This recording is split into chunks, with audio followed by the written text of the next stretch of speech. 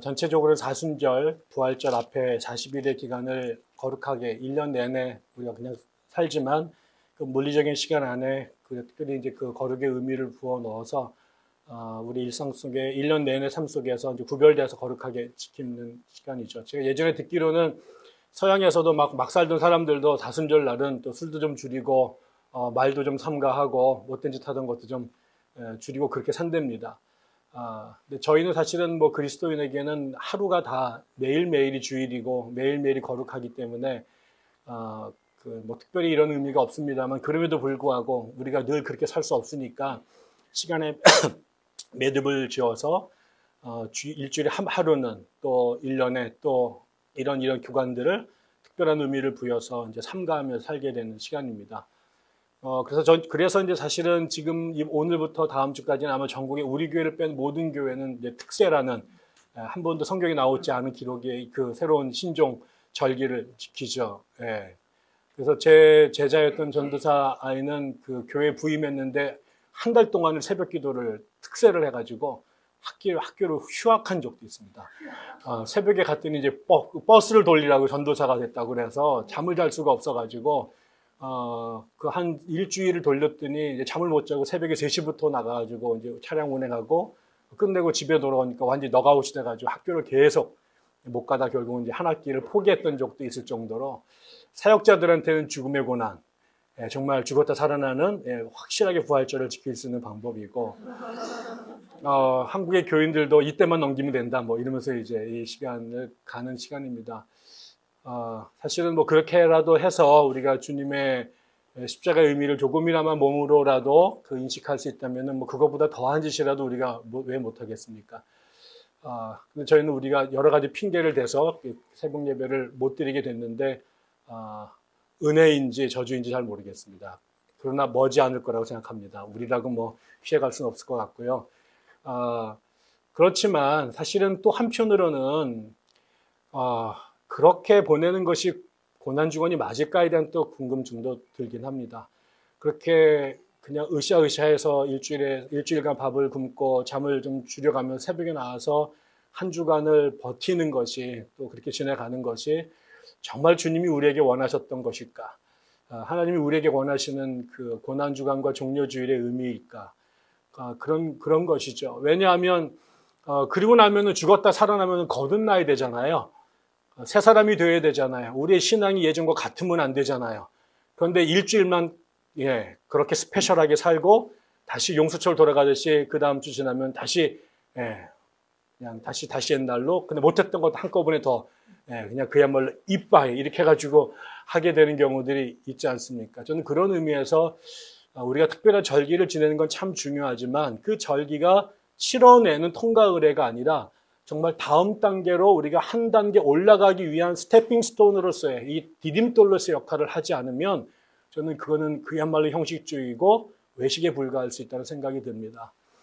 저는 그런 의미에서 우리가 사실은 비록 우리가 새벽 예배를 함께 드리지는 못하지만 우리야말로 그것이 우리에게 면죄부를 이 한 주간을 그냥 보내도 된다라고 하는 면죄부, 야 정말 좋은 교회 다녀, 백향나무 정말 끝내줘 이런 것이 아니라 그렇기 때문에 더 철저하게 우리 스스로를 한 주간, 이 한 주간을 비롯해서 나머지 1년을 또 우리의 일생을 하나님께 어떻게 거룩한 산재물로 드릴 것인가를 정말 치열하게 고민해야 되지 않겠나 싶습니다. 우리가 새벽 예배라도 드리면 그나마 뭐라도 한 게 있어서 흔적이라도 남지만 그렇지 않고 지나갈 때는 그냥 방목하고 풀어져서 그냥 막 가도 되나 보다라고 하기가 쉽습니다.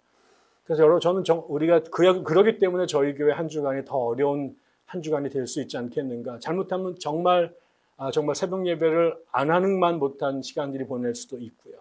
그렇지만 동시에 우리에게 주어져 있는 그 외적인 사슬을 풀어냈을 때 우리가 얼마나 정말 주체적으로 성령과 정말 씨름을 하면서 한 주간을 살아내야 될 것인가 라는 고민을 좀 했으면 좋겠습니다. 저는 그런 맥락에서 오늘 제가 따로 특별히 다른 말씀을 준비하지 않았고 저희가 계속 하던 대로 마가복음의 다음 그 구절을 문단을 본문으로 택했습니다. 우리가 오늘 읽고 있는 이 본문은 계속해서 같은 사건의 연장입니다. 지금 사실은 이것이 또 특별히 제가 이 본문을 피하지 않았던 이유도 우리가 오늘 아마 대부분 교회에서는 종려주일이니까 예루살렘 입성하는 종려나무를 깔았던 그 본문으로 대한민국의 목사님 95%가 설교를 하실 겁니다. 정해져 있는 본문입니다. 그냥 그거 해야 되는 거죠. 다음 주일 날은 이제 부활 주님께서 무덤에 사셨다 이거 해야 되는 거거든요. 그런데 지금 우리가 읽고 있는 본문은 이미 우리가 한 달 전부터 그 종려주일과 씨름하고 있습니다. 예루살렘 성전을 입성해서 그 성전 안에서 벌어지고 있는 그 일들, 며칠 상간의 일을 지금 저희는 한 달째 그 본문과 계속 우리가 정말 씨름을 하고 있는데요. 우리가 지난 시간에 읽었던 본문에는 무엇이 있었냐면 예수님께서 그 포도원 비유를 들어서 그 이스라엘 사람들이 어떻게 지금 어떤 죄를 지고 있는지 그리고 그것에 대해서 하나님께서 어떤 심판을 계획하고 계신지에 대해서 아주 뼈저리게 통렬하게 그 이스라엘의 지도자를 향해서 예수께서 말씀을 하셨습니다. 그리고 나왔더니 오늘 본문을 보면 뭐라고 나옵니까? 예수님께서 오늘 읽었던 그 본문 다음에 보면 사람들이 그 예수님한테 한 방 먹고 나니까 13절에 그들은 말로 예수를 책잡으려고 바리새파 사람들과 헤롯 당원 가운데 몇 사람을 예수께로 보냈다. 예수를 책잡으려고. 예수에게 덫을 놓기 위해서 지금 두 무리의 사람들을 보낸 겁니다. 그러니까 지금 예수님께서 지금 여러 번에 걸쳐 직접적으로 말씀하시기도 하고 비유를 말씀하시기도 하면서 지금 이스라엘이 어떤 문제에 있는지 그 문제의 본질이 뭔지를 계속 얘기를 해줬는데 그 이야기를 들은 이스라엘 백성 그 종교 지도자들이 대우각성을 하고 돌이킨 게 아니라 계속해서 예수를 잡으려고 했는데 사람들의 눈치를 보이니까 놔줬다. 또 예수를 어떻게 죽일고 고민했다. 그러다 또 오늘 한 방 더 먹으니까 이번에는 예수를 말로 꼬투리를 잡으려고 사람들을 보냈다. 이렇게 되어진 겁니다. 그리고 나서 지금 예수님께서 이제 두 무리의 사람들이 와서 예수님께 무슨 질문을 했냐면 처음에 와서 예수님 굉장하신 분이죠. 사람들을 외모로 취하지 않으시고 진리말을 말씀하시고 정말 짱 막 이렇게 하면서 예수님한테 막 이빠른 소리를 하고 나더니 갑자기 툭 세금을 내야 되나요? 이 문제를 던졌습니다. 그러고 나서 예수님께서 그 유명한 그 동전을 가져와 봐라. 거기에 뭐가 적혀 있고 그려져 있니? 그러니까 황제입니다. 가이사의 것은 황제의 것은 황제에게, 하나님의 것은 하나님의 것. 그랬더니 우와 놀랐다. 이 얘기가 오늘 본문입니다. 이 이야기가 그 많은 사람들은 기독교인이 세금을 내야 됩니까? 안 내야 됩니까? 이거 갖고 이 텍스트를 갖고 이제 씨름하는 성서학자들이 있고 목사님들 계십니다. 답 안 나옵니다. 그 얘기를 하자고 하는 건 아니죠. 그럼 결국 이 본문을 이해하려면 지금 계속 이 사건이 성전을 회복하시려고 하는 예수님의 그 씨름, 그것을 계속해서 튕겨내려고 하고 피해가려고 하는 유대 지도자들과의 삿발싸움입니다. 그 맥락에서 이 이야기도 읽어야 이 말의 뜻이 저는 드러날 수 있을 거라 생각합니다. 물론 우리가 주님의 진리를 다 알기는 어렵습니다만 저는 다시 오늘 이 이야기를 보면 말씀하신 것처럼 예수님을 책잡으려고 하는 예수님의 비판으로부터 반성하고 돌이키려고 하는 게 아니라 예수의 입을 막고 예수의 공격으로서 피해가면서 예수를 제거하려고 음모를 꾸미는 일군의 유대 지도자들이 한 축에 있고 그들에게 다시 한번 당신의 뜻을 당당하고 여긴 물론 되게 어렵게 말씀을 하셨습니다만 자신의 입장을 드러내시는 예수님으로 두 축이 나누어져 있다고 생각하는 거죠. 저는 여기에 한쪽에는 여전히 우리가 어느 한쪽의 모습을 담고 있는데 결국 우리의 이 고난주간의 싸움은 예수의 책을 잡으려고 하는 예수님께서 끊임없이 지적하시는 문제의 본질을 계속 회피하고 지금 이 모습 그대로 살려고 하는 유대 지도자들 안에 사실은 그게 그들만의 고유한 사건과 문제가 아니라 우리들의 모습이 그들 안에 있는 거예요. 우리는 예수님 편에 서고 싶지만 사실은 우리 이 유대 지도자들의 모습 속에 바리새인들과 헤롯 당들의 모습 속에 사실은 오늘 우리의 실체가 그대로 담겨져 있습니다. 이거를 저 사람들의 이야기를 읽으면은 성경 잘못 읽어옵니다. 그리고 나는 예수님 편이야 라고 생각하고 싶지만 실제로 우리가 그러한지를 오늘 함께 보자는 거죠. 결국 고난주간을 제대로 보내는 가장 중요한 것은 내 안에 있는 이 바리새파와 헤롯 땅의 이 끈질긴 쓴뿌리를 어떻게 예수의 것으로 돌려놓는 건가. 내 안에 있는 것들을 먼저 직시하는 것, 발견해내는 것이 첫 번째일 것이고 그 발견해낸 그 악들을 어떻게 도려내면서 내가 예수의 마음을 이해할 수 있는 예수가 던지신 그 비판의 화살이 결국 내 가슴에 꽂혀서 내가 그 사두개인들과 바리새파 사람들이 실패했던 그 자리에서 나는 어떻게 예수의 편에 설 것인가. 이게 결국 우리 신앙의 알파와 오메가가 될 것입니다. 그 과정을 성화의 과정이라고 하는 것이고 더 본질적으로는 구원의 과정이라고 말하는 거죠. 그럼 우리가 먼저 이 유대 지도자들의 모습을 보면 저는 그 당시 인간 자체, 아니 좀 더 좁히면 종교인들, 더 좁히면 그리스도인들의 문제가 세 가지가 얽혀져 있다고 생각합니다. 그대로 보인다고 생각합니다. 첫째는 지금 예수님께서 계속 너희들 잘못했어. 너희들의 문제는 지금 하나님의 만민이 기도하는 집을 강도의 구렬로 만든 거야. 너희들의 이스라엘의 독특한 운명은 내가 이 땅의 세상의 주인은 로마 제국일 수도 있고 바벨론 황제일 수도 있고 가나안의 여러 군왕들일 수 있을지 모르지만 우리의 궁극적인 주인은 하나님 그분이시고 우리가 이 땅에 아무리 어렵고 힘들게 살아도 우리의 삶이 온전하게 살기 위해서는 그 만유의 주이신 우리의 그 하나님과 연결되어 있는 그분의 말을 듣는 그분의 말을 제일 먼저 듣는 그분과 소통하는 이것을 유지하는 것 그게 이스라엘 백성들이 사는 길이고 그런 삶을 이 땅에 드러내기 위한 가장 대표적인 통로로 이스라엘 백성들을 구한 거죠. 그들은 정치적으로 자기들끼리 살 수가 없습니다. 여러분 생각해 보십시오. 그 조그만 나라가 어떻게 그 이집트와 바벨론과 그 아테네와 그리스와 로마 제국의 틈바구니에서 군사력으로 어떻게 이기겠습니까? 어떻게 정치로 이기겠습니까? 우리나라가 무슨 재주로 일본과 싸우며 우리나라가 무슨 재주로 중국과 맞서며 우리나라가 무슨 힘으로 미국한테 소련한테 덤비겠습니까? 안 됩니다. 여러분. 전 국민에게 특공무술을 배우고요. 전 국민을 특동사수로 만들어도 안 됩니다. 안 되는 건 안 되는 거죠. 그게 5,000년 우리 역사가 보여주는 거잖아요. 우리가 일본을 지배한 적 있어요? 우리가 중원에 들어가가지고 지배한 적이 있어요? 광개토 할아버지 때 잠깐 들어갔다가 바로 빠져나왔죠. 우리가 소련을 이긴 적이 있습니까? 미국한테 못 이깁니다. 우리가 아무리 잘해도 우리의 세상의 힘으로는 이 세상에 살아나갈 수 있는 방법이 없어요. 이스라엘의 모습이 정확하게 우리나라와 같습니다. 그 거대한 나라 땅덩어리에 정말 눈으로 씻고 봐도 보이지도 않을 코딱지만한 자리에 살았어요. 제대로 나라를 이루고 산 적이 없어요. 그들의 민족 자체가 하비루라고 하는 돌아다니는 정말 비루 먹고 사는 그 유랑 민족들이 그들의 조상이에요. 다윗 때 솔로몬 때 잠깐 반짝했지만 그 이후로는 자기들끼리 작살나고 외국에 짓밟혀서 나라다운 삶을 살 수가 없는 민족이에요. 그들이 가이사에게만 세를 낸 게 아니라 그 전에는 그리스 사람들한테 그 마케도니아 사람들한테 세금을 냈고 그 전에는 바벨로니아, 그 다음에 아시리아, 그 전에 이집트한테 그러고 살았어요. 그게 그들의 운명이었어요.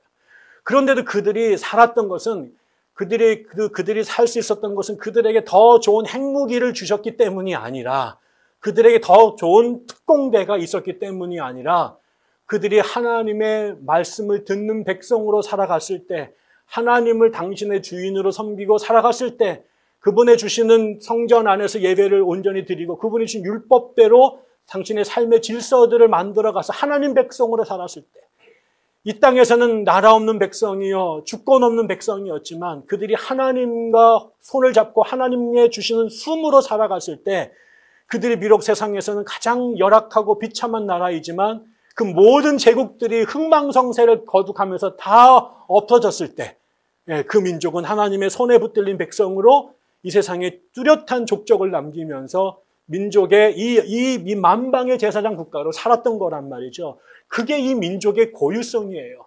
하나님은 이 이스라엘을 제국으로 만들 생각이 없으셨어요. 그랬다면 이스라엘을 선택하지 않지요.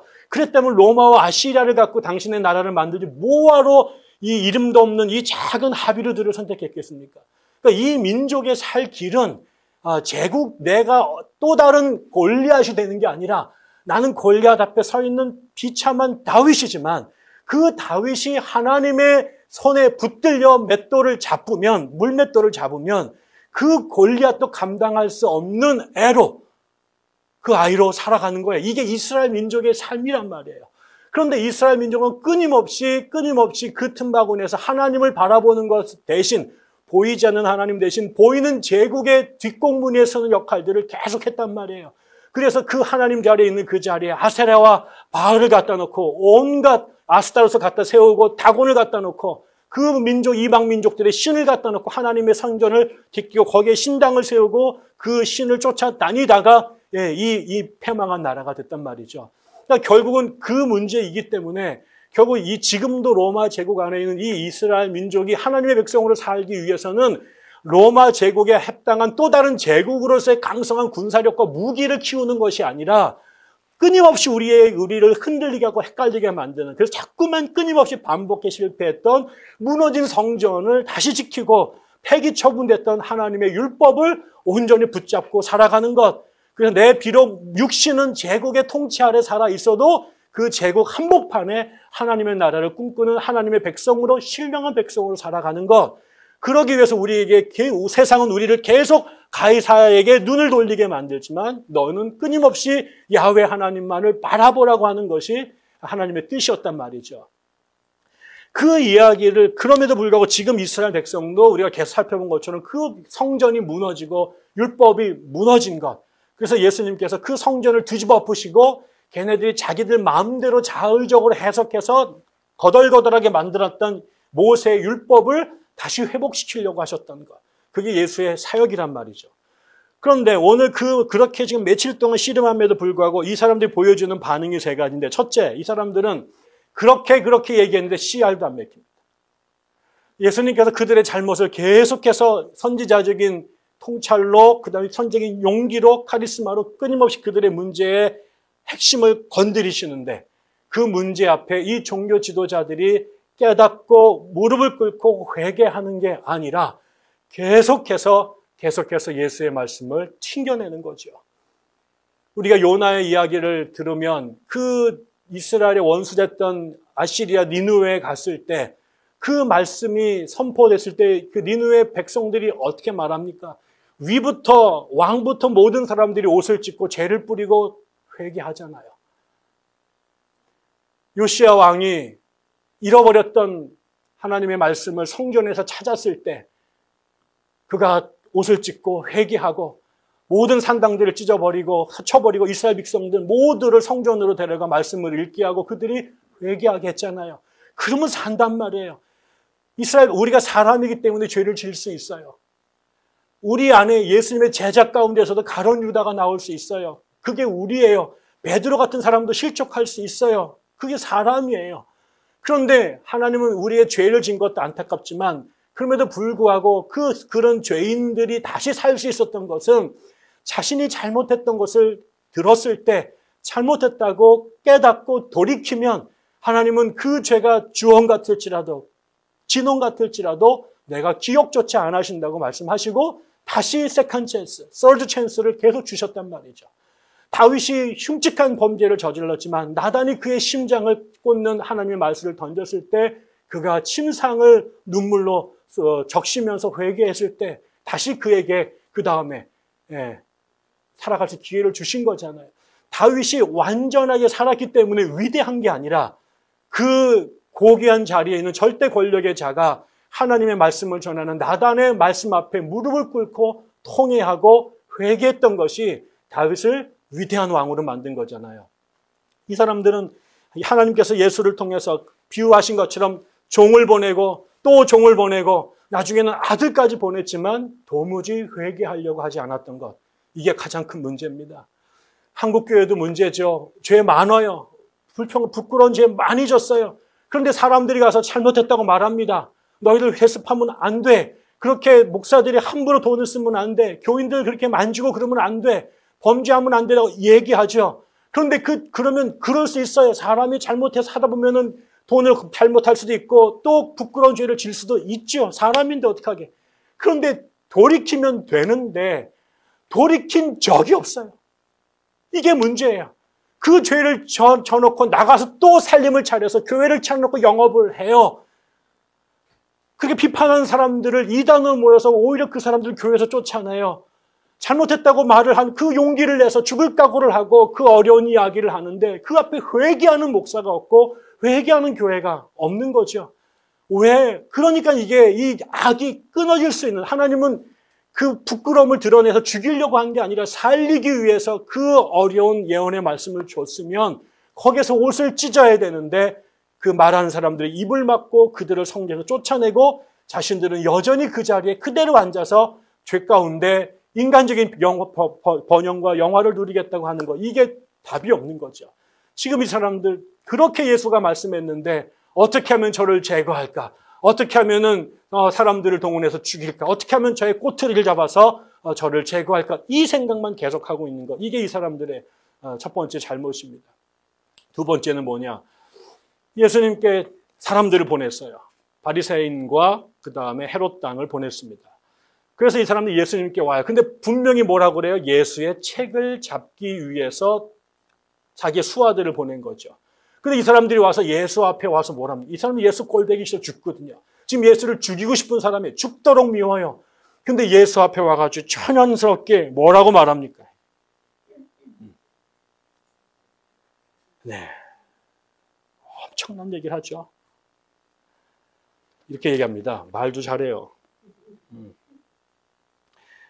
선생님, 우리는 선생님이 진실한 분이고 아무에게도 매이지 않는 분이심을 압니다. 선생님은 사람의 겉모습으로 판단하지 않으시고 하나님의 길을 참되게 가르치십니다.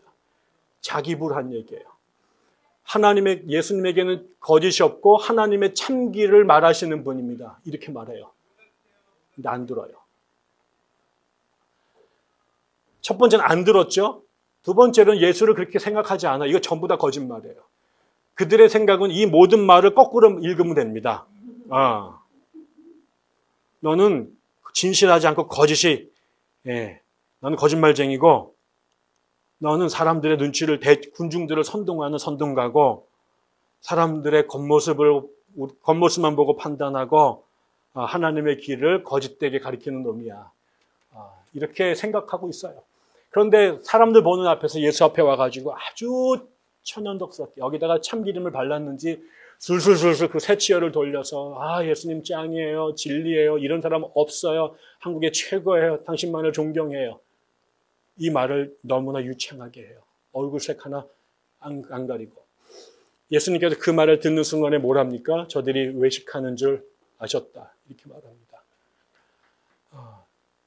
이게 우리 안에 있는 두 번째 악입니다. 겉과 속이 달라요. 내가 생각하는 진리와 주님이 생각하는 진리가 달라요. 주님의 말씀대로 생각하자고 내 생각대로 예수를 다시 재구성해요. 내가 원하는 대로 교회를 재구성해요. 그리고 그 겉과 속의 다름을 너무 자연스럽게 넘나들어요. 포커페이스의 진수 기독교인들일 경우 너무 많아요. 교회 안에서 서로 웃어요. 정말 새치어가 너무 빠다바르시 너무나 부드러워요. 근데 속 안에 온갖 것들이 꼬투리가 있죠. 속마음과 겉이 가장 다른 걸 제일 연기 잘하는 것, 아마 개신교 교회, 우리 교회 빼고 다일 거라고 생각합니다. 저도 그렇게 살거든요. 목사는 이거에 능해야 돼요. 제 기분 나쁜 거 다 얼굴색 드러내고 살겠습니까? 그러니까 점점 그렇게 됐죠. 그렇다고 제가 속이 풀어지는 건 아니거든요. 저도 속 안에 맥힌 게 있거든요. 그런데 이거를 그대로 드러낼 수 없으면 안 그런 척 해야 돼요. 안 그런 척 해야 돼요. 이 세상에 가장 위선적인 사람들은 성직자일 거예요. 목사일 거예요. 안 그래야 되는 건 아는데 또 그렇다고 내가 다 드러내고 살 수는 없으니까 웃는 척 해야 되죠. 마치 스탠딩 코미디 하는 코미디언이 속으로는 안 그렇지만은 늘 거기서 올라가서 피에로처럼 웃어야 되는 것처럼. 그런데 너무나 많은 사람들이 그건 인간적인 차원에서 속상함일 수 있지만 더 심각한 것은 진리에 대한 위선이란 말이에요. 자기들이 하나님의 진리를 가리키는데 겉으로는 모르지 않는 것 같아요. 이 사람들이 예수님이 당신이 진리만을 가리키시는 분이라고 말했다라고 하는 것은 사람들이 예수에게 열광하고 있다는 것은 적어도 이 바닥에서 형식적이나마 진리라고 하는 게 예수의 가르침이라는 걸 그들도 안단 말이에요. 그러나 그거는 예수의 가르침은 과도하게 나이브하고 비현실적이고 이상주의적인 것이고 그거는 현실을 모르는 얘기야. 목회를 하다 보면 사람들하고 살아보면 예수처럼 생각해가지고는 죽도 밥도 안 되는 거예요. 여기에는 성전도 있어야 되고 성전 운영하려면 돈도 있어야 되고 로마의 집권하에서 이 자리를 유지하려면 걔네들과 짜웅도 해야 되고 그다음에 여기에 뇌물도 바뀌어야 되고 정치적 로비도 해야 되는 거예요. 또 이거 운영하려고 그러면 누군가는 가가지고 돼지고기 드려야 되는데 이것도 업자들 선정하는 가운데 또 이게 프로세스도 해야 되는 것이고 그렇다면 또 만나야 되고 법도 제정해야 되고 또 그거 하려면 또 로비도 해야 되고 이거 다 현실적으로 있단 말이에요. 근데 예수는 와가지고 계속 이상적인 얘기만 해. 아이디어란 얘기만 해. 근데 그대로 따르다가는 이거는 살 수가 없어. 이건 아무것도 못하는 거야. 그러니까 속으로 그랬겠죠. 예수 목회도 안 해본 게 와가지고 니처럼 밖에서 있으면 개인적으로 프리랜서 살면 나도 그렇게 살아. 그러니까 네가 한번 해봐. 이게 손에다가 더러운 거 안 묻히고 이 짓을 할 수 있는가? 야, 너가 가르치면 좋지만 그게 다 살 수 있어? 이런 생각들을 꽉 한다고요. 그런데 겉으로는 그렇지 않은 것처럼 나도 그 진리 믿는 것처럼 강대상에서는 그렇게 설교하죠. 성경 공부할 땐 그렇게 가르치죠. 그러나 실제로 목회를 하고 교회를 운영하는 과정에서는 세상의 기업과 장사꾼들 장사하는 것과 별로 다를 게 없는 똑같은 방식으로 운영한단 말이에요. 그러니까 이게 강대상과 강대상 아래가 다른 거예요. 성경 공부 시간과 성경 공부 시간이 다른 거예요. 저도 그런 문제에 늘 부닥칩니다. 제가 목회를 아이디어하게 하나요? 현실적으로 하나요? 여러분께 우리 교회가 이상주의자들입니까? 현실주의자들이 모였습니까? 여기 현실주의자 한 명도 없어요. 그럼 이렇게 안 모이죠. 우리 김도경 선생님이 맨날 나한테 하는 거죠. 목사님 조금만 타협하시면 금방 300명 됩니다. 300명을 목적으로 뒀으면 저도 얼마든지 할 수 있죠. 제가 제법 연기력이 됩니다. 저도. 그래서 제가 밖에 나가면 자꾸 부닥치는 거예요. 제가 제일 많이 듣는 소리가 배 목사는 이상적이라는 거예요. 비현실적이라는 거예요. 그렇게 해가지고 목회 안 된다는 거예요. 어느 친구랑 같이 방송을 하나 팟캐스트를 하기 위해서 녹음을 하다가 제가 처음으로 싸웠어요. 방송하다가. 근데 걔는 그 친구가 계속 내 얘기를 한국교회를 정당화시키고 그 현실적으로 교회 목회하다면 그런 거고 계속 그렇게 끌고 가는 거예요. 그럼 나를 뭐하러 데려왔냔 말이에요. 그럼 네가 대형교회 담임 목사 데리고 와야지. 나를 데리고 여기서 이 방송을 하는 이유가 뭐냐. 그랬더니 그 방송 1위하고 없어졌어요. 저도 너무너무 화가 나가지고 너무너무 모욕을 당한 거죠. 안다. 나도 현실적으로 왜 모르냐. 나도 목회를 10년이나 했다. 현실이 어떤지 나도 왜 모르겠느냐. 그러나 그 현실대로 목회하려고 하면 처음부터 안 했다. 그렇게 살려고 그러면 내가 삼성에 들어갔지. 내가 여기 와가지고 목사 직업을 하고 돈 벌려고 그렇게 내 목회가 300명을 세워서 거기서 나오는 돈으로 내 인컴을 올리려고 하는 것이었다면 내가 당당하게 삼성에 들어갔지. 교회 와가지고 그 위장을 하면서 그렇게 이렇게 이 어려운 일을 하면서 가남이 들지도 모르는 줄 하면 이러고 내가 살겠냔 말이죠. 우리가 그걸 거라면 시작도 하지 말았다. 그런데 우리로 하여금 우리의 현실은 끊임없이 그렇게 말한단 말이에요. 제 친구들 만날 때마다 저는 너무너무 점점 한국교회와는 상관이 없는 사람처럼 광야에 있는 사람처럼 생각을 하고 내 선배들은 그렇게 가지고 목회 안 된다는 거지. 배 목사 변해야 된다는 거예요. 그렇게 가지고 목회 안 되고 절대 부흥 안 된다는 거예요. 부흥할 생각도 없다 나는. 부흥하려고 했다면 이러지도 않았다 내가. 미쳤냐 내가. 근데 이 싸움이 너무 힘들단 말이죠. 저도 알거든요. 현실이 어떤지를 알아요. 그러나 대부분 사람들은 내 안에도 그런 욕구가 끊임없이 있죠. 저도 늘어났으면 좋겠죠. 사람들이 맨날 만날 때마다 몇 명 모이냐 물을 때마다 도대체 한 명이 더 이렇게 제적으로 해야 되나 출석을 해야 되나 이렇게 이런 게 내 안에 있죠. 그 싸움이 힘들어요. 나도 여기에서 말하지만 내가 강대상에서 말하는 것과 현실에서 말하는 이야기가 달라질까 봐 내가 비판했던 그 사람들의 그 뒤를 내가 그대로 답습해 갈까 봐 너무너무 두려워요. 제 안에도 그 유혹이 훅훅 들어올 때가 있거든요. 그냥 때려치고 한 300명 넘는데 그냥 어플라이 해가지고 갈까. 내 친구가 이번에 이게 부목인데요. 드디어 내 친구 동기 중에 대학 동기가 50이 넘는데 부목이었어요. 10,000명이 넘는 게 수석 부목이었는데 얘 혼자 남아가 늘 불쌍했는데 이번에 담임으로 됐다는 거예요. 바로 1,000명이 넘는 게 담임으로 갔어요. 발자가 그냥 확 바뀌더라고요. 이게 진짜 이게 어떻게 삶이 바뀔지 이제부터 나 만나지도 않을 거야 이게 이제. 이렇게 만나려면 거기 그 비서한테 전화 걸어가지고 내가 레저베이션 해야지 만날 거라고. 바뀌죠. 그런데 대부분이 그랬다라는 겁니다. 그게 달라요. 주님의 말씀이 옳은 줄 알아요. 이론적으로는 that's right. 그러나 실제로는 예수를 따라갈 수가 없는 거예요. 그래서 여기 안에 갭이 있는 거예요. 그 대부분은 결국 누굽니까? 성전을 차지하고 있는 사람들은 이 사람들입니다. 예수는 그 성문 밖에 있었고요. 세 번째는 뭐냐면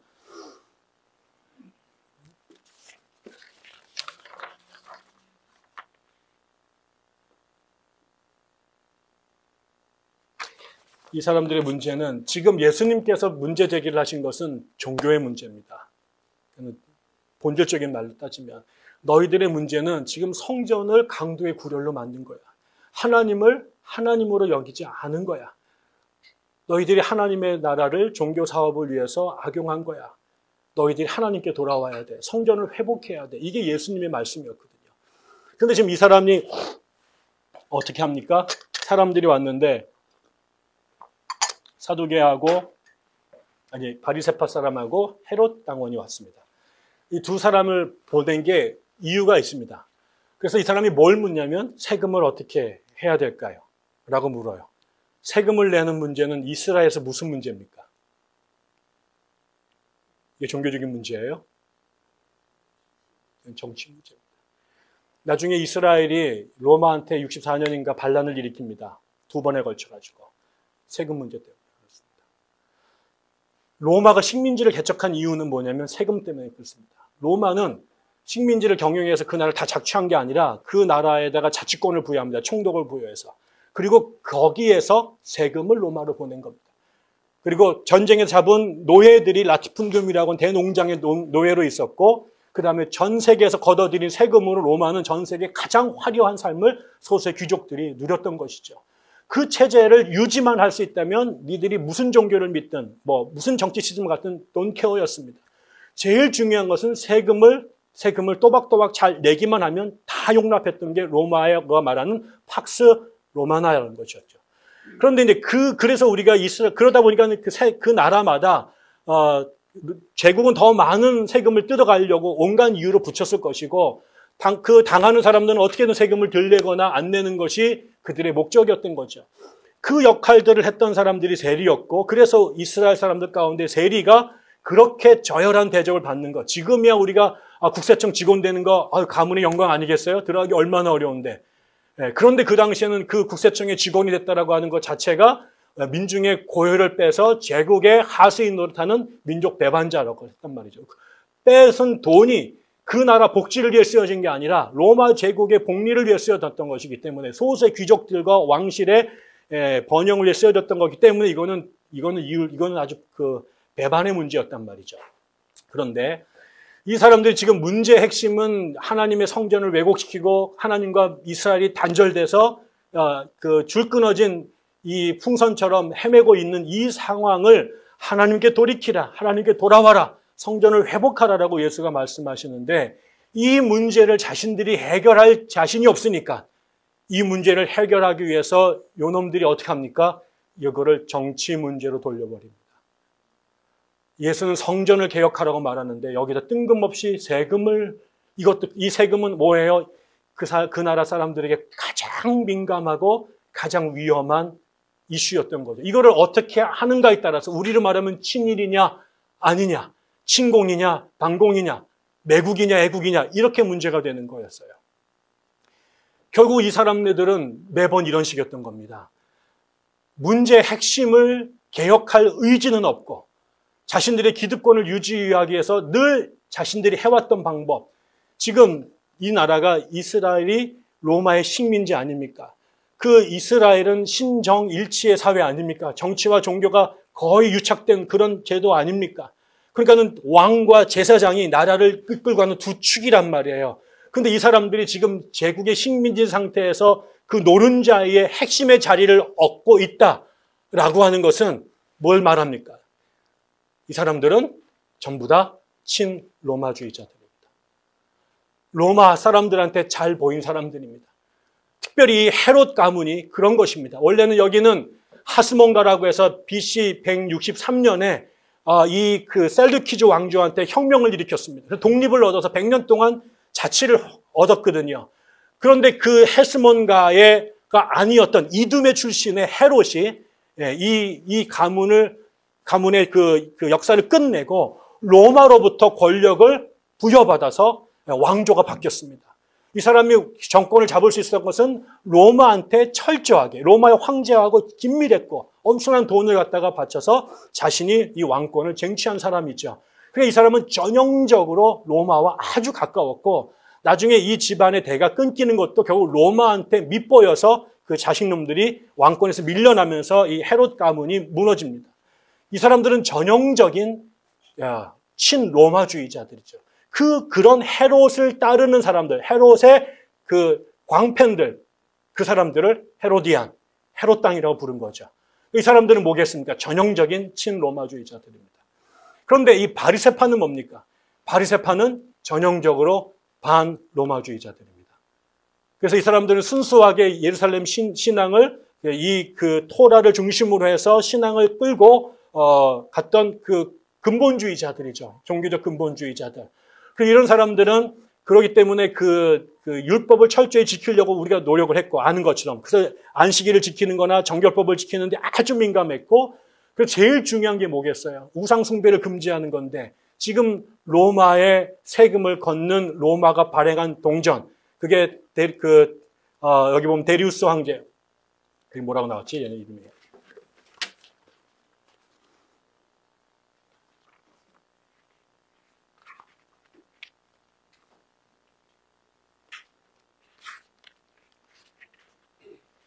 이 사람이 티베리우스 황제 때인데 그때 그 사람의 동전이 있습니다. 근데 로마의 동전은 그 당시에 데나리온 이게 하루 일당치 로마에서 발행한 은화인데 거기에는 그 황제의 신상이 새겨져 있습니다. 유대 율법은 뭡니까? 일체의 사람의 형상을 새기지 못하게 되어 있습니다. 그게 율법의 제일 중요한 구절 중에 하나죠. 그래서 이스라엘 사람들은 절대로 뭔가 그림을 도들새김으로 새기지 않습니다.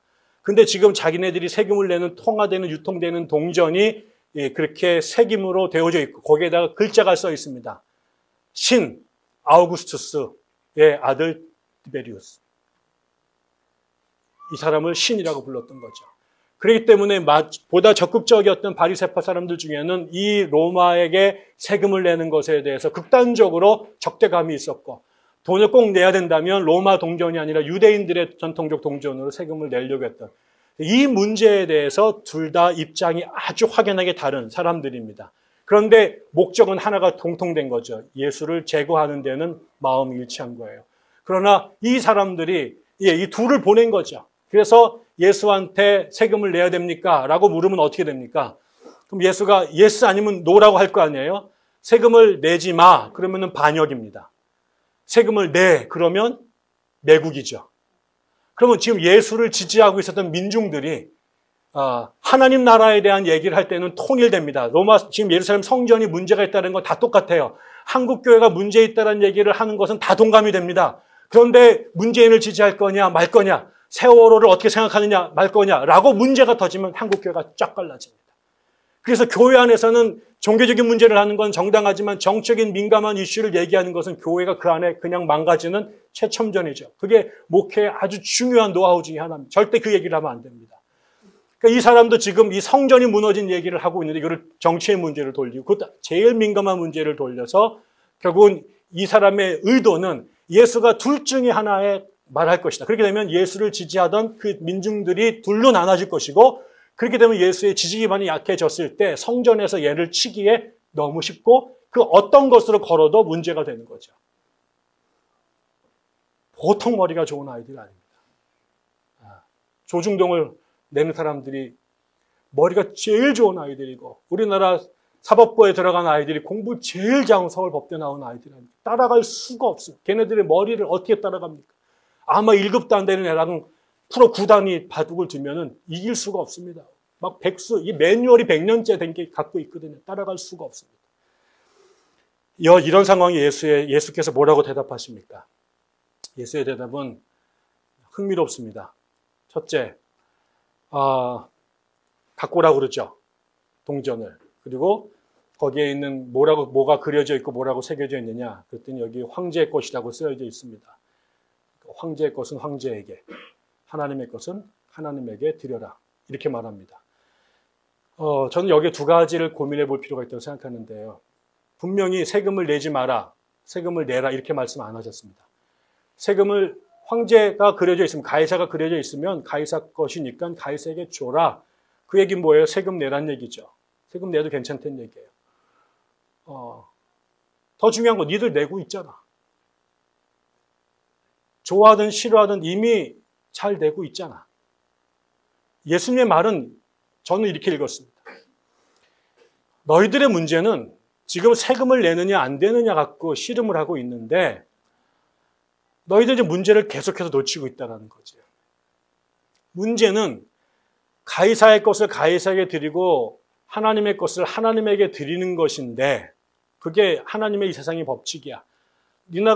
너희들이 바빌론 밑에 있었을 때는 바빌론이 시키는 데 다 했잖아. 셀주크 밑에 있었을 때는 그 셀루키드 밑에 있었으면 셀루키드의 법을 따랐잖아. 로마에 왔으면 로마의 법 따르는 거 맞는 거야. 예수님은 한 번도 이걸 뒤집어 엎으라는 얘기를 하신 적이 없습니다.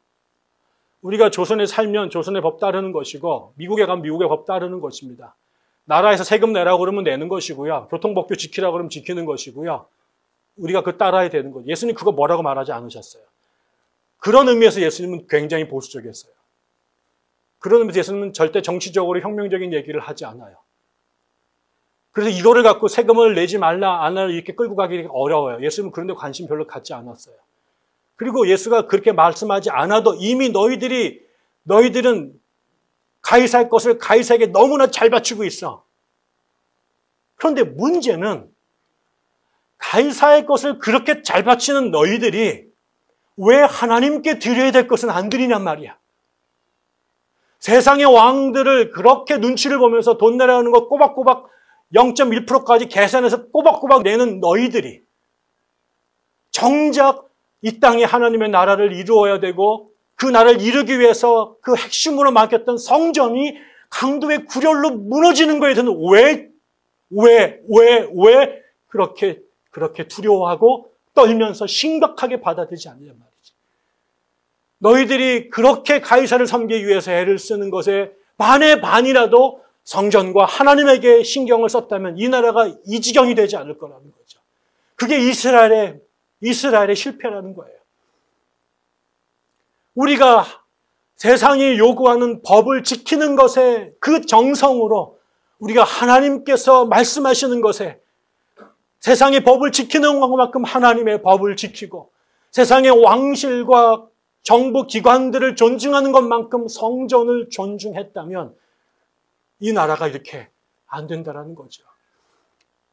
이스라엘 사람들은 예수에게 세금을 내야 됩니까? 안 내야 됩니까? 말하고 있지만 이스라엘의 문제 핵심은 로마에게 세금을 드리느냐 안 드리느냐의 문제가 아니라는 거예요.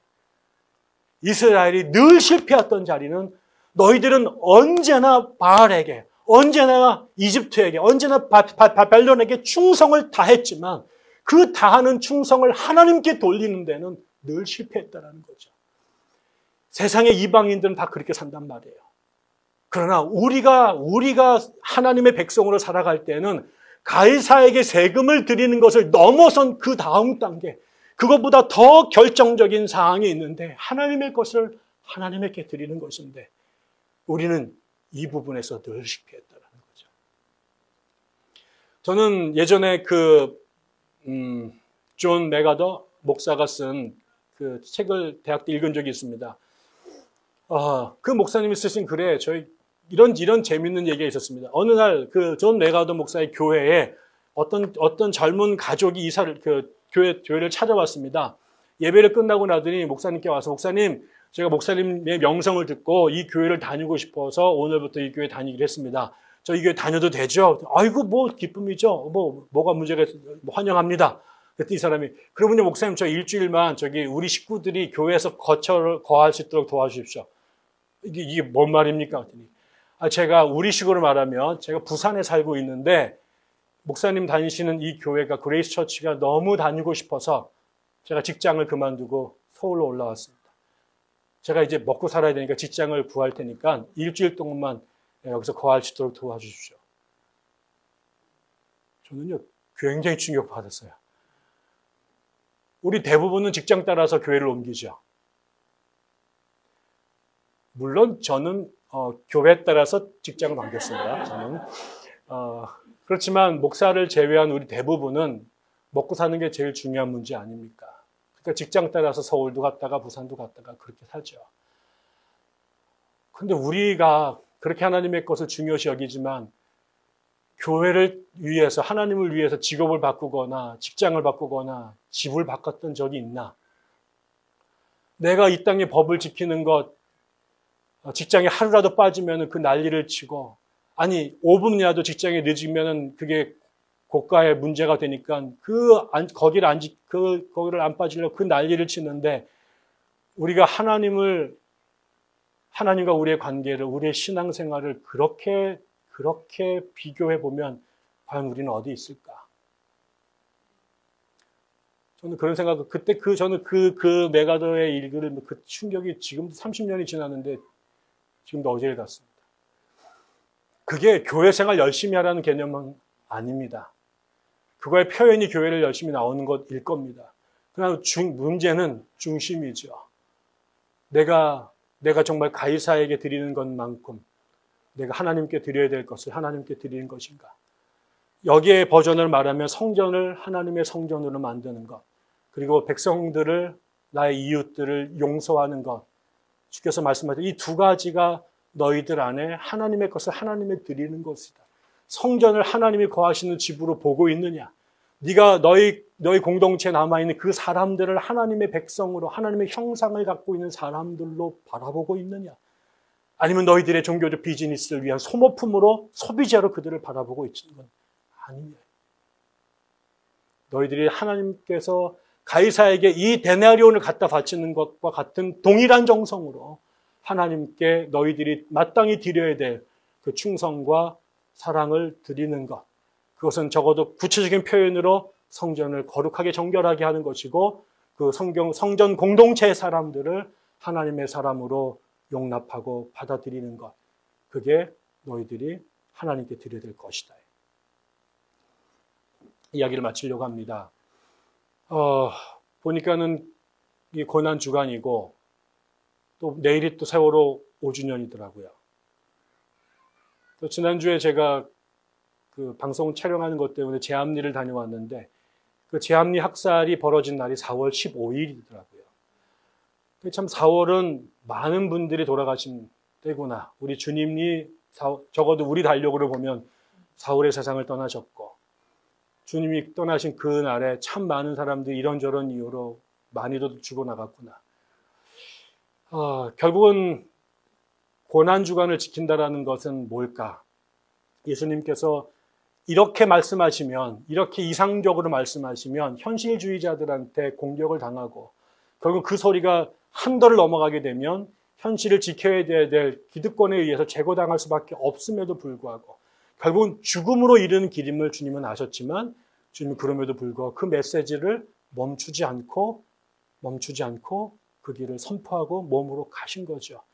비록 그 선포가 그 예언자의 길이 골고다의 길, 비아 돌로로사의 길이고 골고다의 길로 이어진다고 할지라도 그게 주님께서 이 땅에 오신 사명이니 그 길을 가신 거라면 그래서 우리가 그분을 따르는 제자가 돼서 나를 부인하고 우리에게 주어진 십자가를 지고 그분의 뒤를 따르는 것이라면 우리가 이 고난주간을 보내는 것은 어떻게 하면 하나님의 성전을 하나님의 전으로 만들 것인가?